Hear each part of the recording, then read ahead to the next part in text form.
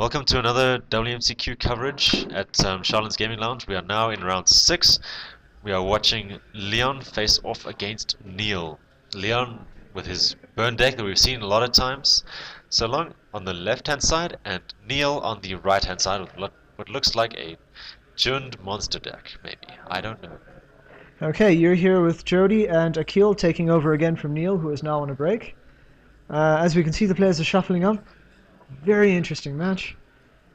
Let's see what happens.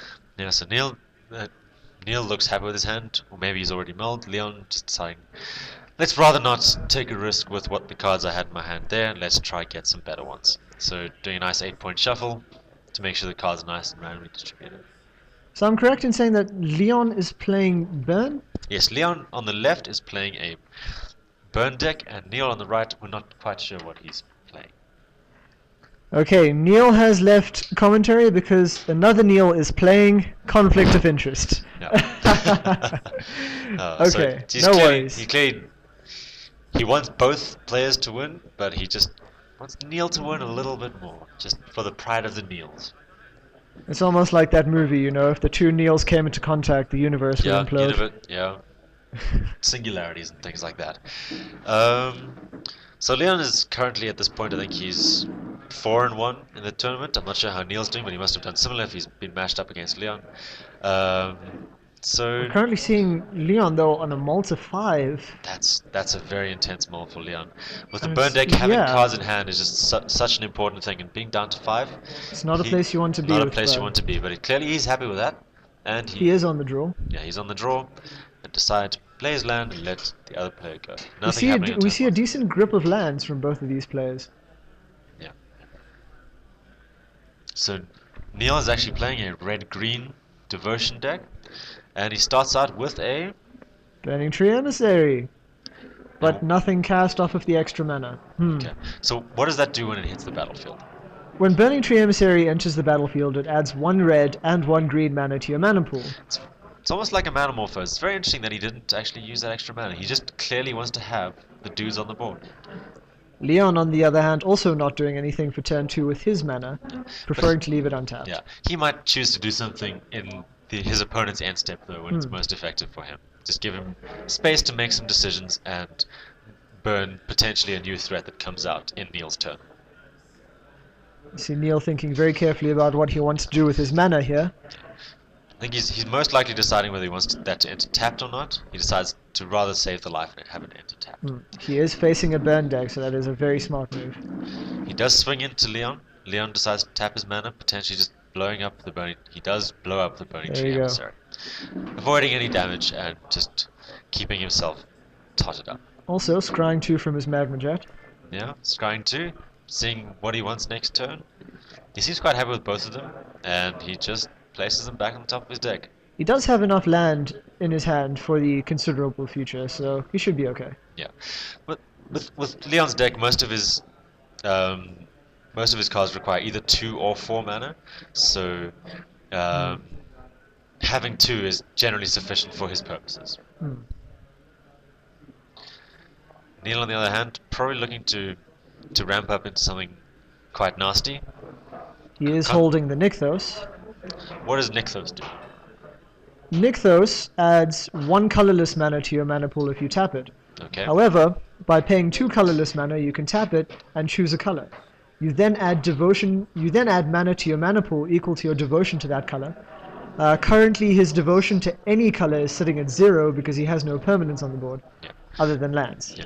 Devotion, one of the new mechanics, the new flavor text from Wizards of the Coast, actually totals up the amount of colored mana symbols on all of your permanents, and that is equal to your devotion to that particular color. So later on, when Neil has lots of creatures that cost colored mana, he will have high devotion, and that'll be worth it. But at this point, he is holding 2 Chord of Calling. Those would definitely be a good thing to sink his mana into. Yeah. Currently, he is on an empty board, facing down Chandra's Phoenix at the moment. Yeah. We see Leon now at 4 mana, like we said, sufficient to cast anything in his deck. Yeah. He decides to cast another Chandra's Phoenix. I believe that gets him in for 4. That gets him in for 4 damage, taking Neil down to 16 life. We see Neil now drawing. What is he? He has drawn a Domri Rod. Very useful for its fight ability. However, Neil has no creatures to fight Yeah, with. Neil is just struggling for creatures at this point. Creatures would get him devotion, it would get him things to proc that fight ability from Domri Raid off, but currently he's sitting with nothing. And I think it was very much a warning sign when we saw a Burning Tree Emissary and floating mana that went unused. Yeah, Neil clearly struggling to spend his mana. 2 Chandra's Phoenixes hitting Neil for another 2 damage. That'll take him down to 12 by the looks of things, unless he's taken another damage at some point in time. It seems Leon is just hoping to race Neil here. I personally would have gone for Domri. Yeah. So Neil does finally manage to summon a creature. What is that creature? Arbor Colossus, it has reach, which means that it's going to be able to block the flyers, and it also has a monstrous ability. When he becomes monstrous, you get to destroy target creature with flying that an opponent controls. That's incredible. But Neil actually does use the combination that we were speaking about last turn, and just the fight ability. The yes. fight ability. Although we see that his Arbor Colossus isn't going to stick around long enough to fight again. Yeah, because Leon just decides to sink 2 burn spells into it, deciding that it's too dangerous to have that stick around. And yet, at the same time, I can't help but feel that Neil just 3-for-1'd Leon. Yeah. So there was immense value for Neil, but it just might be a problem that Neil doesn't have much to spend his mana on to take most of that advantage. He does have Domri's peak ability, but he just but Leon it looks like he just conceded. Yeah. Leon obviously had lethal damage in his hand and spoke to Neil and said, "Look, I have this. You just can't. You can't survive next turn. So let's just have a game 3." And thank you for joining us, and we'll just get to that game 3 right away. Game 3? I believe you mean game 2. Yes, it's game 2. I'm sorry, my maths is bad. I think this is one of the fundamental problems of any sort of explosive red-green devotion deck, is that when you cannot simply get started, when there is no steam, the deck tends to fall flat. Yeah. Without its mana rampers like Burning Tree Emissary, Elvish Mystic, Voyaging Satyr to untap Nykthos, the deck tends to stall out a lot because it actually plays less lands than you would expect it to. Yeah. So it plays less lands, but it relies on mana ramping creatures. Yes. 3, 2, 1, and game 2 is underway. Leon versus Neil again, and you see Leon on a mull again. Yeah, Leon has not been drawing what he wants to in this game. He mulled down to 5 in the last game, and he's going back down to 6 for this one. It did work out for him last game, so we'll see if it works out again this game. Yeah, maybe it could be a lucky mulligan, if that's a thing. Generally, statistics say having fewer cards in hand means you're going to be off in a worse position. But Neil, maybe he's just misjudging. We see Neil doing the same thing he did last round, keeping. Yeah, maybe Neil just misjudged his draw last time and just thought he would draw into what he needed, and he just didn't. He just actually didn't. So instead of maybe drawing key creatures that he could cast, he drew maybe more lands or spells that were useless at that point in time. So Neil just, his draw probably just failing him at that point. Maybe it'll go better for him this game. Perhaps. Do you think he should have maybe held back on that Burning Tree Emissary until he could have used the floating mana to also cast Domri? I think that probably would have been a smarter move, because that having that creature on the board 1 turn earlier. I mean, what are the stats on the Burning Tree Emissary? What's his attack and defense? I believe it's got 2 power. I'm not sure about its toughness, but I'm pretty sure that with Domri's fight ability, it would have been able to handle a Phoenix. Yeah, so that's the thing, that having that 2 power and 2 toughness on the field. Perhaps that would have bought more time. It might have bought more time, but it might have also, as in that game, just not made a difference at all. Because, I mean, at the same time, the Phoenix can simply be returned to the hand from the graveyard whenever you deal damage to an opponent with a burn spell. And also, Neil just probably wasn't quite sure what kind of deck Leon was playing, and just he wasn't expecting a sheer burn. In red-green devotion, it's also not advised to trade away your devotion enablers. Burning Tree Emissary adding 2 devotion to the table. That's very true. So Neil deciding to keep his opening land tapped rather than facing the 1 damage, just because Leon is just playing a burn deck that just well, kills. Leon has followed with the same suit. Yeah. So it not a very interesting first two turns from Neil, just putting down some land. Leon doing the same. Yeah, Leon doing the same, but he's putting down a Here comes a Satyr Fire Fire Dancer, yes. So this is something we've seen from Neil before. Its ability is whenever Leon would cast a spell that deals damage to Neil's face, to his life points, it also deals damage to one creature on Neil's side of the field. And Neil has played a creature, which is... Well, Corsair of Krufix is a 2/4 creature. Its toughness is going to allow it to survive things like Lightning Strike and Searing Blood. We also see now, thanks to the revealed card on top, a Burning Tree Emissary. So Neil is going to have a very explosive burst of mana this coming turn. Yeah. So Leon probably has to deal with that Corsair of Krufix very quickly, because the life gain it gives will just allow Neil to sustain through Leon's pawn. See, red decks aim to do 20 points of damage via burn. Yeah. Increasing that to, say, 22 or 25 is simply putting the game out of reach for a red deck wins type deck. Yeah. Not to mention that 4 toughness is simply something that he can't attack through. But a nice little point is if Neil has something like a Boros Charm that would not ordinarily be able to target creatures, he could do that to Neil's face, and then the Satyr Fire Dancer would redirect that damage to the Corsair of Krufix. So he does have means to deal with it in his deck, but it's whether he has it in his hand right now that is the thing, and whether he does have a Boros it. Charm in hand. Okay. So I think that is probably the play he's going for right now with the 2 mana. I think he's trying to suss out whether to get rid of this Corsair of Krufix right away. And I think he is going to. He's casting the Boros Charm to Neil's face, and also dealing the damage to the Corsair of Krufix. So Neil is down to 16 damage, down to 15 with the attack from the Satyr Fire Dancer, and he's now short a Corsair of Krufix. And Leon's still sitting pretty on 20 life. He has board presence. He has life advantage. Everything is going in his favor at this point in time. On the other hand, we see Neil having a full grip of cards. Yes. Plenty of land to cast his things, land in his hand, and at the same time Burning Tree Emissary.